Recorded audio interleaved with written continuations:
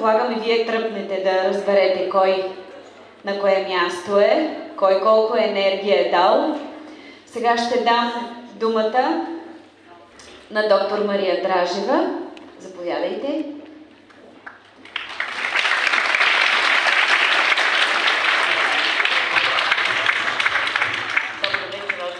Добре дошли на нашия първи конкурс "Обичаи и обреди, танци на българите". Започваме с едно така амбициозно начало и дано този конкурс да го има и занапред. Позволете ми да ви прочита, да ви представя заключителното слово на професор Георг Краев, научен ръководител на проекта. В наши дни, незнайно защо, предпочитаме да наричаме добрия стар български обичай с снобската дума традиция. В корена на българската дума обичай се крие съдържанието й обич. Тази обич към нашенското по различните краища на българската ни земя се извършва чрез магията на обреда. Някога, като настъпила сушава година, българите имали обичая да прогонват сушата с обреда Пеперуда или Герман. Всеки край български имал свой обред и по обичая си приличали, а по обреда се различавали. Още примери. Когато се женят българите, някога вдигали тежка сватба. То обредът сватба е башка, странченско или в шупулка. Когато решим да възстановим даден обичай, винаги е хубаво да помним, че той, обичаят, има обреден вариант. Ако в русенско е така, в силистренско е онака. За да възстановим някой нашенски обичай, чрез обредния му вариант е редно да се зададем и отговорим на въпросите: кой, кога, къде, как и защо. И тъй, българите имат обичай лазаруване. За да сме близо до оригинала, класическият фолклорен образ, трябва да проучим как подевката става мома, кога и къде, каква е разликата между подевка и мома, що е то лазарска обредност, кога и къде се лазарува и още 1001 въпроса, чиито отговори ще ни помогнат да пресъздадем обреда лазаруване от средата на 19 век или от 20-те години на 20 век. И ще разберете, че една е била играта, изпълнението на обреда през 19 и доста по-различно през 20 век. С други думи, казано, обичаят лазаруване го имало и през 19 и през 20 век, но обредността му се е развила или е угаснала, потънала е в паметта на дадено село. Хубаво е да помним, че единствено обичаят е общобългарски, а обредността е локална, за всяко село си е башка. Професор доктор Георг Краев, професор по фолклорни изкуства. Благодаря.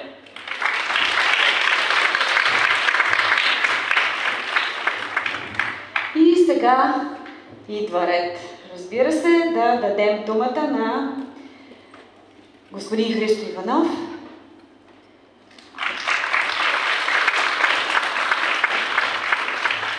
Благодаря. Добър вечер на всички. Особено ми е приятно да видя толкова млади хора в залата, облечени с национални костюми. Вие трябва да се гордеете, че имате тази възможност. Вие трябва да се гордеете, че сте българи и че сте носители на една култура, която е изключително богата. Затова първо на вас благодаря, защото ако не бяхте вие, нямаше да ги има тези празници вчера и днес. Благодаря на вашите ръководители. Знам колко им е трудно в тия времена, но те са истински апостоли и са успели да направят от вас едни прекрасни танцори. Много рядко на фестивали се виждат така добре стегнати, така добре облечени и толкова технично танцуващи танцори. Браво на вашите ръководители! И разбира се, Големи благодарности на Мария Дражева, която е поела този кръст да го носи и вие ще й помогнете в това отношение. Много е трудно да знаете да се организира такъв конкурс, бих го нарекал такъв хубав, прекрасен фестивал. Благодаря ви най-искрено и не дейте, след като се завъртя колелото, да спирате.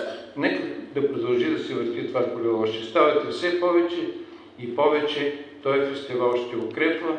Знаете, че всяко начало е трудно. Благодаря ви на всички.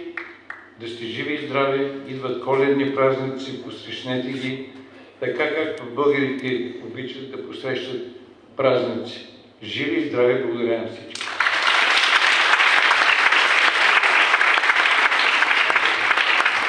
И сега да се отправим към масата с дипломите. Да, ами вие сте. На микрофона можете, който си чуе името. Поощрителна награда за новосъздадената фолклорна група при гимназията, професионалната гимназия по туризъм с ръководител Николета Николова. Предполагам, че е тук Николета Николова. Да ги аплодираме. Това е... Чакаме на сцената.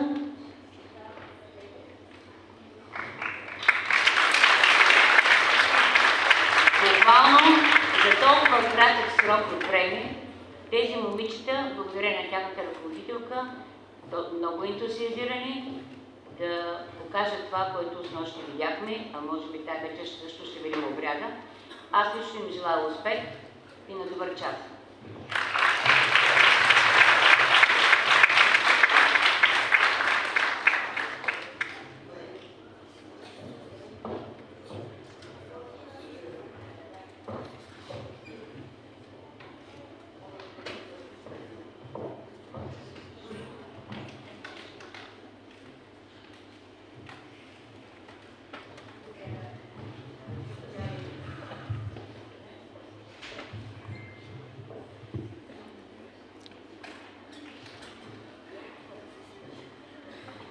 Полковник формация до 14 годишна възраст, втора награда Варненче.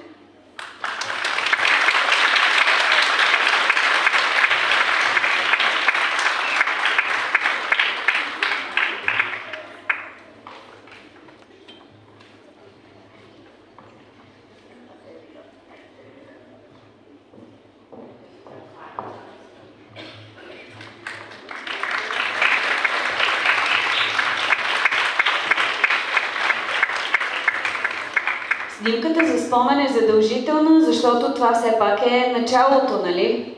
Първите крачки. Кой е оставил първите крачки в този празник?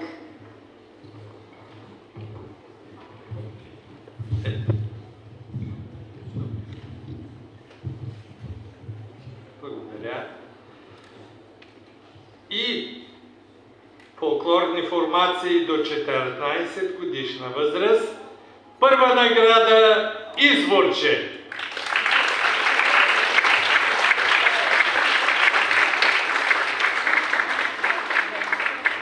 Честито на ръководителя.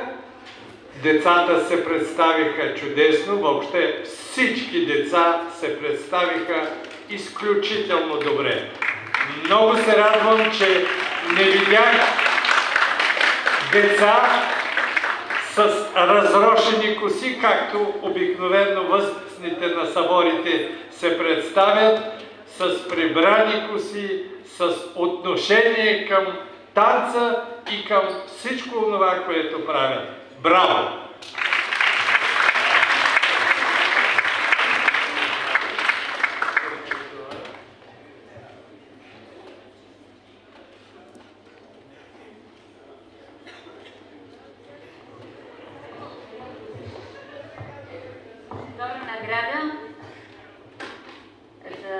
Фолклорни формации до 18 годишна възраст Изворче Аксакова.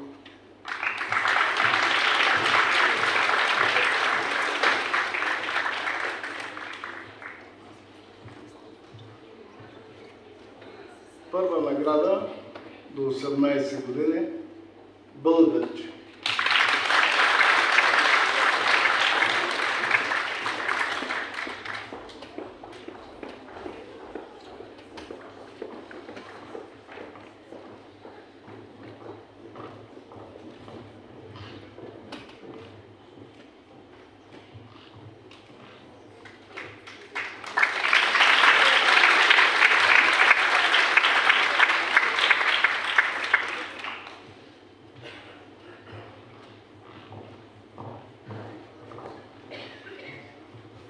И още една първа награда до 18 години чародейци.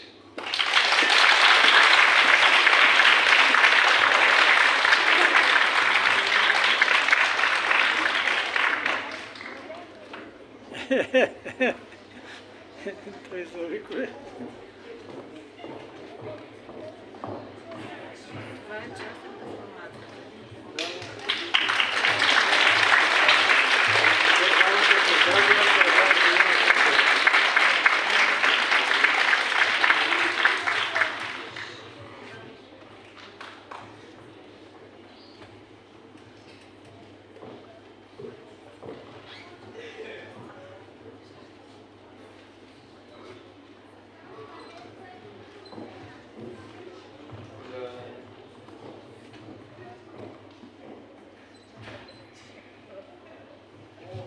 Една специална извънредна награда. Село Елин Пелин.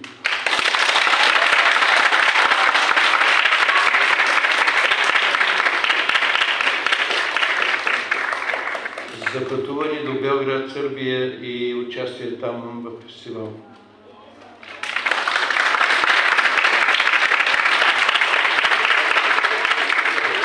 Тошко Тодоров, тук ли е?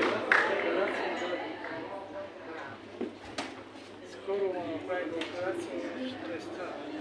Той ли свеща?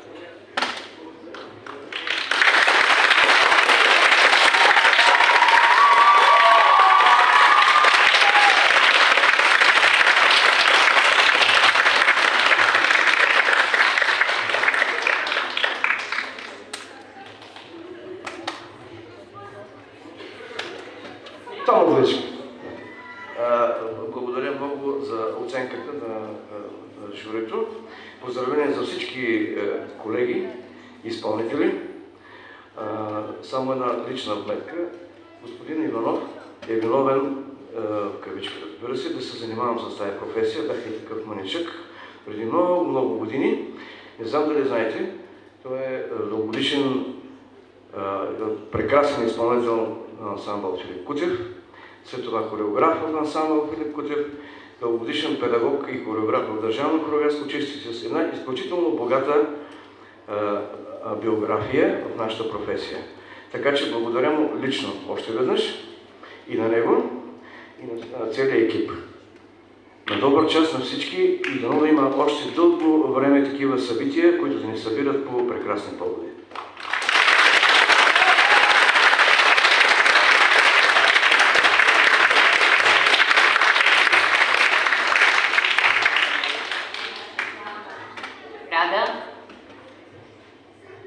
За ансамбъл Сивегат, представителен ансамбъл в Габрово, ансамбъл с изключително богата творческа биография и познат не само в България, не само в Габрово, но и за пределите на България. Поздравление за госпожа Валентина Маринова, главен художник и нейната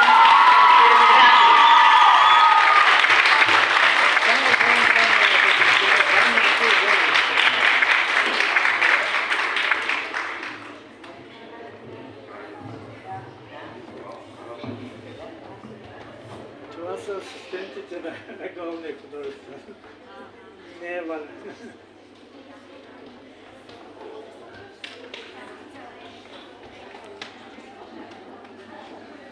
Те силно са подготвят сега и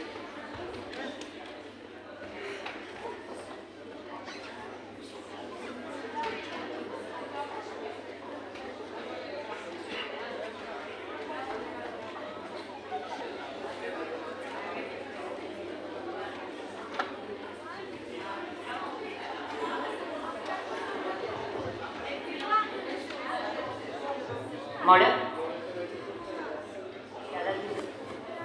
Другото е още една снимка направим заедно, но при всичко ще наруша малко сценария.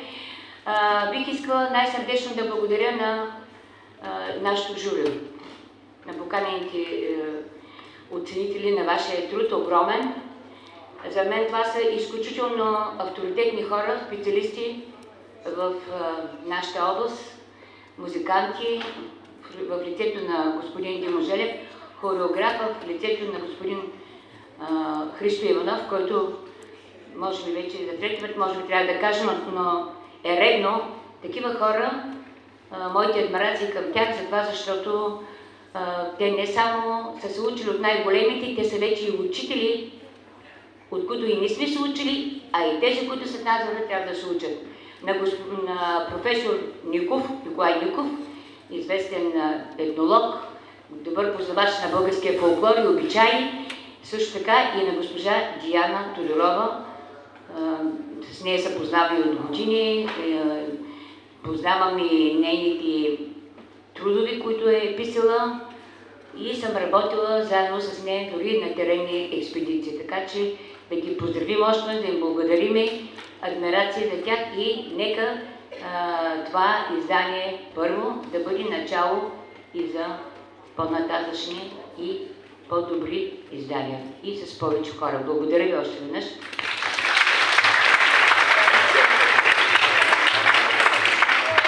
Използвам този прекрасен форум с толкова люби на фолклора да прочета всъщност два документа за награждаване на основание решение на академичен състав, чийто представител съм, и с 25 годишния юбилей присъжда почетното звание на Академията на достойни носители на българското традиционно изкуство на Асоциация за български музикално-танцов фолклор град Варна за високи художествени творчески постижения в изследване, съхраняване, популяризиране и утвърждаване на българската традиционна култура в световната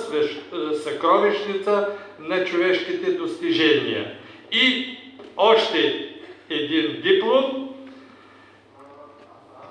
Доктор Мария Дражева се награждава т.е. присъжда и се почетното звание член-кореспондент на Международната академия на обединените българи. Това са българи от 16 страни, които носят обичаите българските навсякъде със себе си и с обредните, с действията си палят огънчето на българщината навсякъде по света. Да е честито!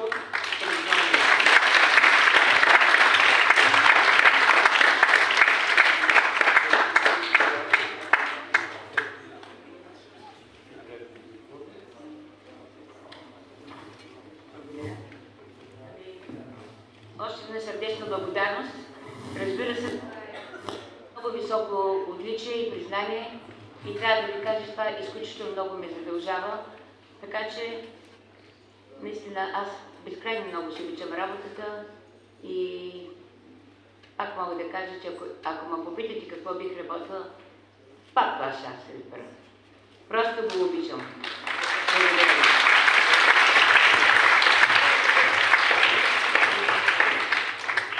И сега може би една обща снимка, за да може до година, когато има второ издание на По-светло минете,